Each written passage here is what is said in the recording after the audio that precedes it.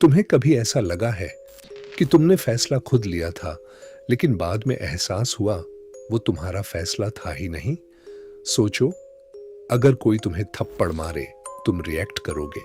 अगर कोई तुम्हें धोखा दे, तुम सीख जाओगे। लेकिन अगर कोई तुम्हारे दिमाग के अंदर घुसकर तुम्हारी सोच, तुम्हारी यादें, तुम्हारे इमोशंस को धीरे धीरे रीप्रोग्राम कर दे, तो सबसे खतरनाक जेल वो है जिसकी दीवारें दिखाई नहीं देती। और सच ये है, 90% लोग ऐसी ही एक इनविजिबल जेल में जी रहे हैं। उन्हें लगता है वो आजाद हैं, लेकिन उनके फैसले उनके नहीं हैं। आज बुकवाइज पर मैं तुम्हें उस खेल के नियम बताने वाला हूं जो तुम्हारे खिलाफ खेला जाता है। अगर तुमने इसे समझ लिया तो तुम सिस्टम को पढ़ लोगे। नहीं समझा तो तुम हमेशा किसी और की स्क्रिप्ट में साइड कैरेक्टर बने रहोगे। डार्क साइकोलॉजी का मतलब ये नहीं कि कोई विलन तुम्हारे सामने खड़ा है।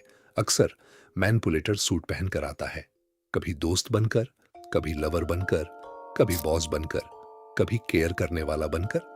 मैनिपुलेशन हमेशा जोर से नहीं आता, वो फुसफुसाता है। वो तुम्हें ऑर्डर नहीं देता, वो तुम्हें विश्वास दिलाता है कि तुम खुद चाह रहे हो। यही उसका असली जादू है। तुम सोचते हो, मैंने खुद हाँ कहा, लेकिन तुमने हाँ इसलिए कहा क्योंकि तुम्हारे अंदर के किसी डर, किसी गिल्ट, किसी चाहत को ट्रिगर किया गया। मैनिपुलेटर तुम्हें बदलने की कोशिश नहीं करता, वो तुम्हारी कमजोरियों को एम्पलीफाई करता है। तुम्हें बस एक चीज करनी है आज से, ऑब्जर्व। रिएक्ट मत करो, ऑब्जर्व करो। अब शुरू करते हैं पहली टेक्निक से, और ये इतनी सटल है कि लोग सालों तक पहचान नहीं पाते। मान लो तुमने अपने पार्टनर को किसी से फ्लर्ट करते देखा, तुमने मैसेज भी पढ़ा, तुमने टोन भी महसूस की। जब तुम बात उठाते हो, सामने से जवाब आता है, तुम पागल हो क्या?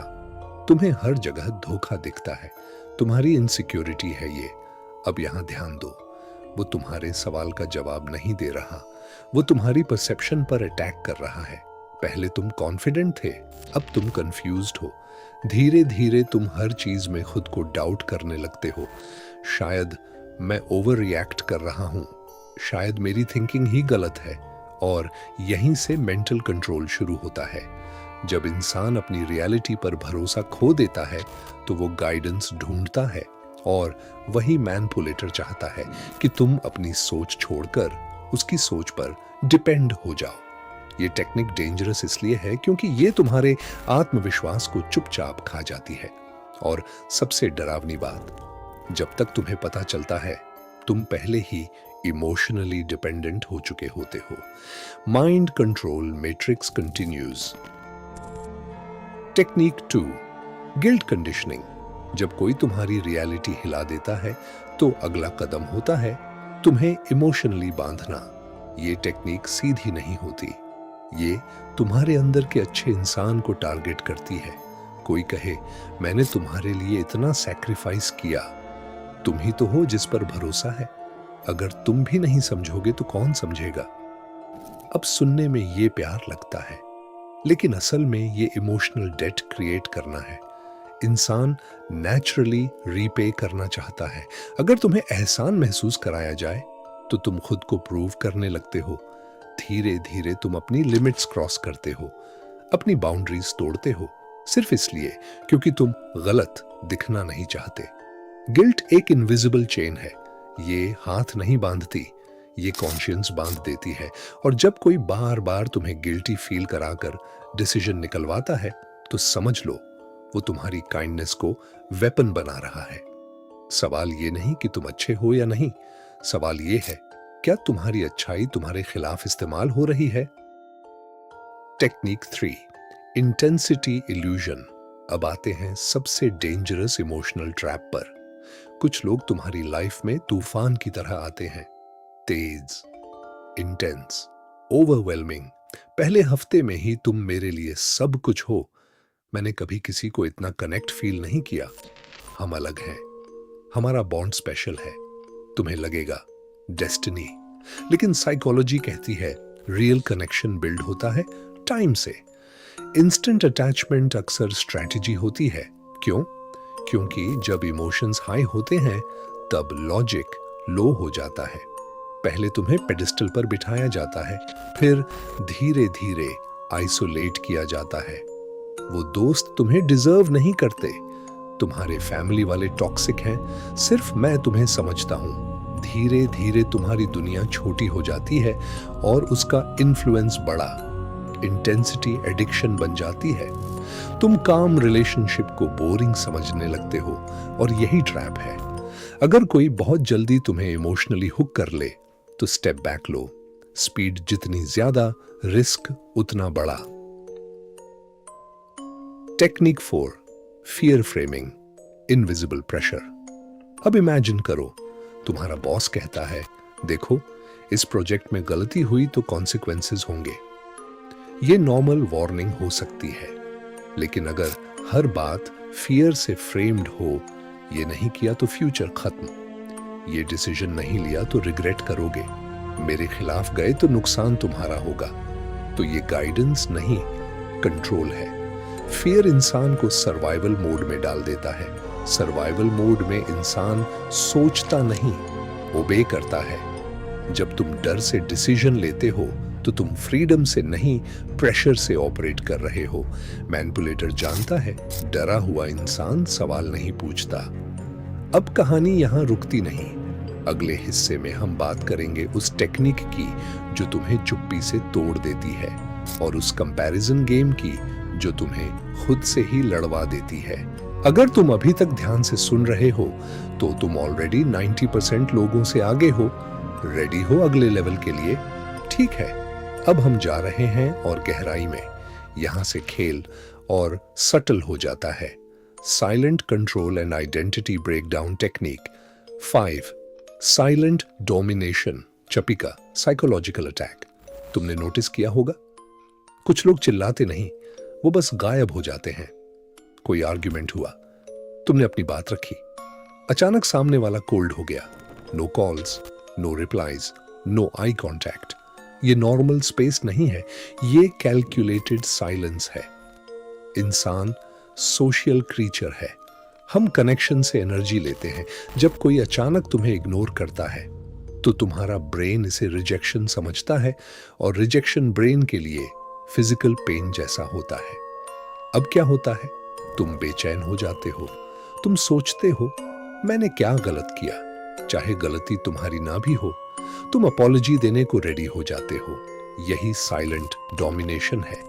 बिना एक शब्द बोले तुम्हें बेंड करा देना। अगर कोई बार बार साइलेंस को पनिशमेंट की तरह इस्तेमाल करता है तो ये लव नहीं, कंट्रोल पैटर्न है। हेल्थी रिलेशनशिप में स्पेस होता है, मैनिपुलेटेड रिलेशनशिप में साइलेंस थ्रेट होता है।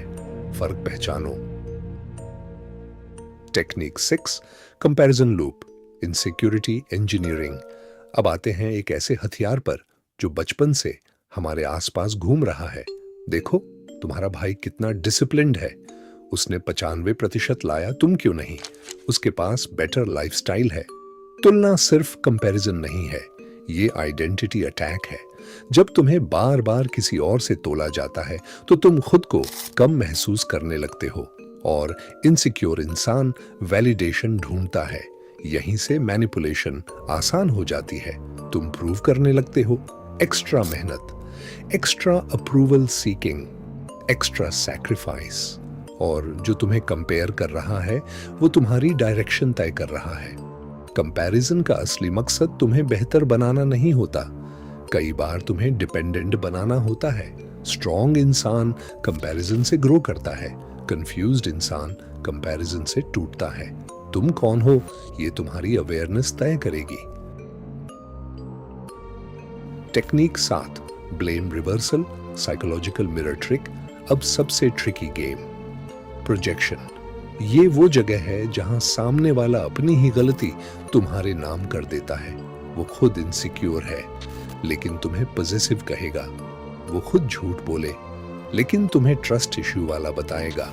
वो खुद कमिटमेंट से डरता हो लेकिन तुम्हें इमेच्योर बोलेगा। धीरे धीरे तुम डिफेंड मोड में आ जाते हो। तुम एक्सप्लेन करते रहते हो, तुम प्रूव करते रहते हो, और वो आराम से गिल्ट ट्रांसफर कर देता है। प्रोजेक्शन एक साइकोलॉजिकल मिरर है जिसमें वो अपना रिफ्लेक्शन तुम्हें दिखाता है। अगर हर कॉन्फ्लिक्ट में नैरेटिव एक जैसा हो, तुम प्रॉब्लम हो, तो एक बार शांत होकर पैटर्न ऑब्जर्व करो।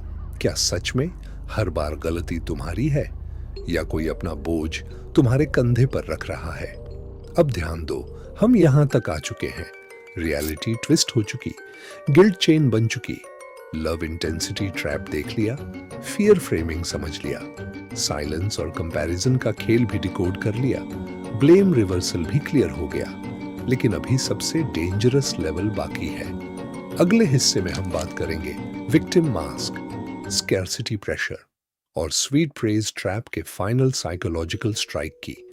और यकीन मानो, इन तीनों को समझ लिया तो तुम्हें इमोशनल लेवल पर कंट्रोल करना बहुत मुश्किल हो जाएगा। टेक्निक 8, विक्टिम मास्क, बेचारा स्ट्रेटजी। कुछ लोग हर कहानी में हीरो नहीं, पीड़ित बनते हैं। उनके साथ हमेशा गलत हुआ, उनको कोई समझ नहीं पाया, दुनिया उनके खिलाफ है। पहले तुम्हें सिंपैथी आती है, फिर तुम सपोर्ट देते हो, फिर तुम प्रोटेक्ट करने लगते हो। धीरे धीरे तुम उनकी इमोशनल रिस्पॉन्सिबिलिटी उठाने लगते हो। लेकिन ध्यान दो, क्या वो हर सिचुएशन में खुद को विक्टिम बताते हैं? क्या हर प्रॉब्लम की वजह दूसरे लोग होते हैं? विक्टिम मास्क का असली मकसद हेल्प लेना नहीं, कंट्रोल पाना है।